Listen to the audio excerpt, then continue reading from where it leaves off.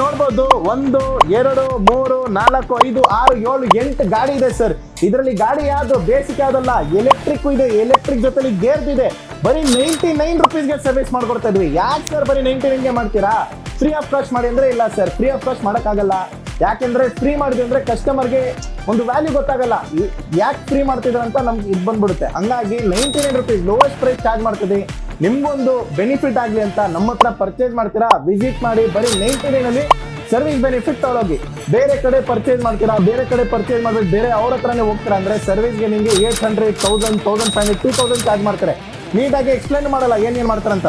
ನಮ್ಮ ಹತ್ರ store visit ಮಾಡಿ, ಬೋರ್ಡ್ ಮೇಲೆ ಮೆನ್ಷನ್ಡ್ ಆಗಿದೆ. ನಿಮಗೆ ವಿತ್ ಫೋಟೋಸ್ ಜೊತೆಲಿ ಪ್ರೂಫ್ ಕೊಡ್ತೀವಿ, ವಾಶ್ ಮಾಡೋದು ಪ್ರೂಫ್ ಕೊಡ್ತೀವಿ, ಸೈಕಲ್ ಅಲ್ಲಿ ಏನೇನು ಕೆಲಸ ಮಾಡ್ತೀವಿ ಅದ್ರದ್ದು ಪ್ರೂಫ್ ಕೊಡ್ತೀವಿ. ಪಾರ್ಟ್ಸ್ ಹಾಕಿದ್ರೆ ಪಾರ್ಟ್ಸ್ ನಿಮಗೆ ಆಲ್ ಓವರ್ ಬ್ಯಾಂಗ್ಳೂರಿಂದ, ಆಲ್ ಓವರ್ ಇಂಡಿಯಾದಿಂದ ಲೋಯೆಸ್ಟ್ ಪ್ರೈಸ್ ಕೂಡ ಚಾರ್ಜ್ ಮಾಡ್ತೀವಿ. ಇನ್ನ ಏನ್ ಬೇಕು ಸರ್ ಬೆನಿಫಿಟ್? ವಿಸಿಟ್ ಮಾಡಿ ಭಾರತ್ ಸೈಕಲ್ ಹಬ್.